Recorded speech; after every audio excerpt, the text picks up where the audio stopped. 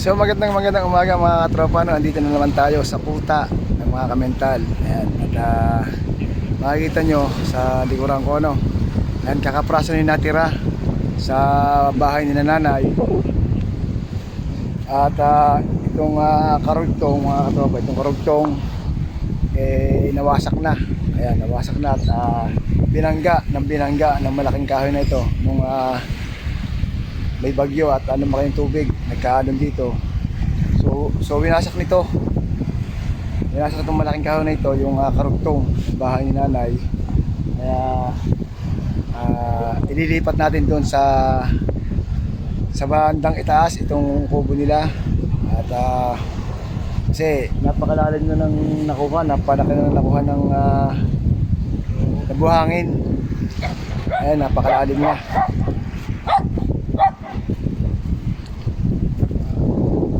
Dati kita niyo yung kubo rito.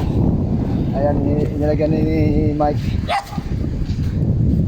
dun sa taas. Ayan, ayan yung kubo ni Mike. At buti na lamang na na agapan, nalagyan ng mga sakong ganito. Ayan. Kung hindi nalagyan ng sakong mga ganito, di kalkal na naman yung kubo, no? At kumata yung puno. Ayan yung puno. Nanyo po, napakalalim na nakuha ng buhangin. Nung lumuwas nga pala ako ng isang araw, nagpadala si boss ng pampagawa ng papatiran daw namin to. So napakalaking pera nito. Yan, papatiran namin hanggang doon, hanggang sa may pader din yun. Ngayon sa may kubo ni Mike. Yan, sa may kubo. So baka hindi magkasa yung aming budget. So pag-uusapan namin kung magkano yung anong plano namin dito ulit. Kasi talagang wasak na wasak, oh. Hanggang dito pa yan sa lugar na ito, yung bahay ni tatay. So ayan, nawasak na. Madali ng mga kahoy na to, mga kawayan, mga ugat. Ayan, napakalaki ng kahoy. Napakalaki ng kahoy na tumama sa kanilang bahay, kaya nawasak.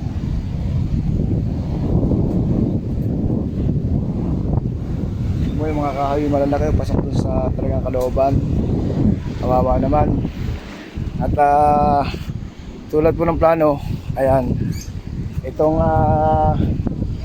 kabahayan nila ngayong kapraso, ayan, nakalkal na rin ang ilalim. So dito natin ililipat dyan sa lugar na to.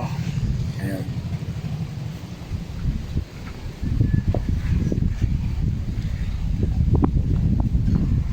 Dito na sa lugar na ito, alisin yung kulungan ng mga ano ba nakalagay dito? Wala na pala nakalagay. Ito, may kalapate rito, alaga nila. Ito na lugar at tinabas na nila yung mga puno. Natabasin nila itong mga puno ito. So dito na sa lugar na ito para mataas at ligtas sa sa pagdaan ng tubig. Ayan, dito na sa may pader na to. Dito na namin ililipat yung pinakakubong yun. Meron naman kami gagamitin kahoy at may plywood na rin naman kami doong nabili nung una na 6 na piraso. So ito yung kahoy na nawasak doon sa karugtong ng bahay nila. At antayin lang natin yung tawag ni boss kung anong plano niya sa pinadala niyang pera sa akin para dito kay nanay. Kasi hindi nga kasi yung kung papapadala namin yung harapan. Kumpara natin dun sa sinasabi ni boss na papatiran namin to. So yun yung kabila, breakwater na, mga bato na nasira pa. Ayan, nawasak pa, tumbang mismo yung pader doon sa kabila. Tumba.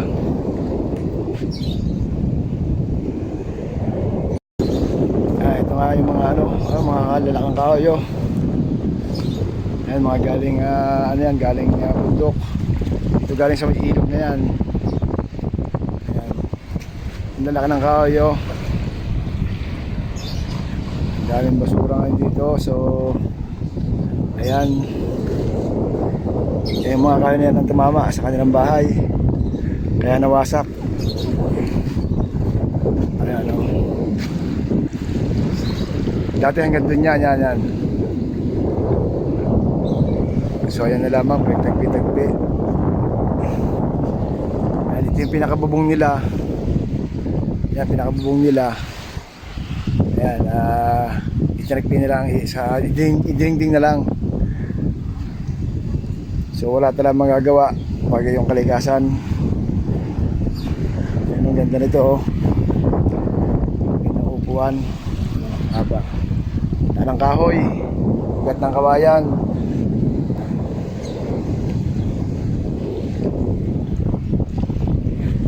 So abangan na lang natin mga katropa kung tawag ni boss ako, anong gagawin namin dito. Ayun na nga mga katropa, nakausap na natin si boss. So yung plano niya na pagpapapadar dito, hindi rin talaga uubra. Kasi nga kung doon sa kabila, ayun, breakwater na, wasak din. Kaya yung hollow block hindi lalo obra. So ang gagawin na lang daw namin, bibili kami ng yung katulad ng ginawa sa may harapan ng kubo ni Mike. Bibili na lang kami ng sako, tapos babaon na lang namin ng mga kahoy pang depensa. Ayan, para hindi makalkal. So yung mga hindi kakailangan ng kahoy, yun na lang pagtutulos namin pang baon, mga kawayan. So bibigyan natin kay paring kubo yung pedala ni Boss Kamedal na 2,000. Ayan, hindi na siya namin miss ni boss eh. Boss, ano yung perang pinaabot mo para sa mag-asawa? Ayan, okay. Thank you, boss. Salamat. Malaking tulong na to. Sa Kapitana, ito na yung update natin sa Kuta. So sabi na nga ni Kapitana bago ako umalis sa live ni Kapayaso, sabi ko pumunta na ako dito sa Kuta. So ayusin ko raw, paayos natin. So ayan, update natin Kapitana. Ayan, si Kapitana rin yung isa sa nagbigay ng pang-plywood natin dito sa gagawin kubo doon sa kabila. Ayan, at magandang plano, kaso hindi pa namin maumpisahan kasi nga may nalaki pa yung tubig, naulan pa. Kaya maraming salamat kay Kapitana. Maraming salamat, Kapitana. May lahing mangyan. Lahing mangyan. Maraming salamat. Boss Kamedal, talaga boss, thank you very much sa tulong na binibigyan mo din sa atin sa Kuta at sa mag-asawa ni Nanay Penny at Tatay Buboy, no? Maraming salamat, boss. Thank you. Ayan, unti-unti na namang nawawala yung bagyo ngayon. Parang wala na. So maumpisa na namin itong pag-release dito. So ako naman ituwing linggo lang may pasok, ay di pag itutulong-tulong tayo dito. Ay, napakalalim na nung nakuha ng buhangin. Ito dapat yan eh. Ito pa yung buhangin yan eh. Hanggang dito pa. Bound pa sa buhangin yan. Hanggang dito na. Ayan o, yan yung nakalkal na buhangin eh. Ganyan karami yung kataas. Sa totoo lang, ito talaga yung nakasira. Itong malaking kahoy na ito yung nakasira dito sa karugtong na bahay niya na feeling na napalaki pa naman mong kahoy, oh. Tapos bumangga sa dingding. So wasak talaga. Yung iba na ngayon tinulak na namin. Hindi na papunta yun. At siyempre kahit naman pa paano, yung mga kahoy na yan ay mapapakinabangan naman nila tatay at nanay sa pagluluto nila. Malaking tulong din yan para sa pang-araw-araw na pagluluto at kung may iluluto. So napakatagal ng panahon, isang buwan na silang hindi kumikita, walang lumalaot. Kaya sabi nga, test daw sila isang buwan sa lugaw. Ang ulam nila kutsara. Lagi daw silang lugaw, wala ng kahoy yung pasok to. Yung pumasok, no? Yung pumasok to. Buo pa naman taas, kaso may wala talaglag na rin. Mga haligi.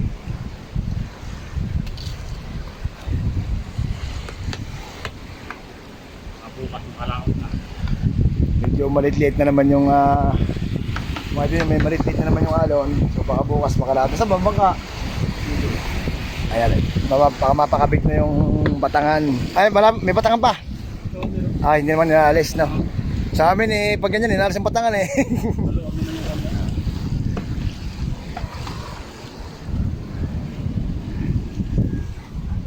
Kaya ito yung mga kahoy na karugtong doon sa bahay. Ganda nito ah. Ganda kasi nito ah. Ayan, ito na lang yung natira, yung kapiranggot. At ito yung kanilang pinakahigaan. Ito yung mga alaga nilang aso. Bukas na bukas pa yung kabila. Oh.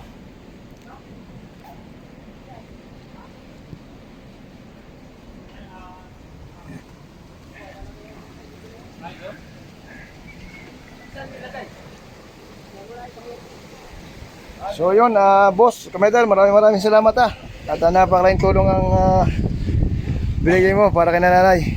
Laking tulong yan. Nanay, pasalamatan mo natin si Kamedal, si boss. Ayan. Ay boss, maraming salamat sa tulong mo. Wala na, giba na natin hideout.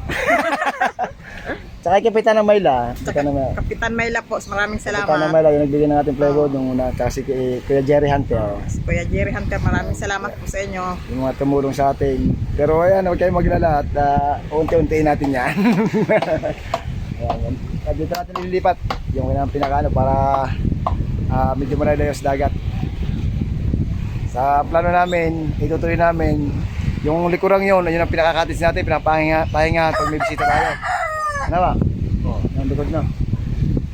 Ito. Ayan, pahinga at Dito na mo. dito na sila gagawa ng kubo para malayo sa dagat. So muntik na rin eh. Oh, tignan nyo gano'ng kalalim yung nakuha na buhangin. Ayan, ito yung kubo. Boss, ito yung kubo. Boss. Ito yung kubo natin, oh, yun oh. Butit na naagapan ni Mike yung yung alot, nalagyan agad ng sako sa mga tulos din. Hindi na siya nakalkal. So yun, hanggang sa muli at maraming salamat sa napadaan sa vlog na to. Update lang tayo para sa puta ng Kamental. At hindi pa man natapos, maraming salamat sa mga lahat ng tumutulong at tutulong pa para din sa amin sa kuta ng Kamental at sa Nanay Training kay Tatay Buboy. Natutulong pa, maraming salamat po. Ayan. Isang bago. Babu!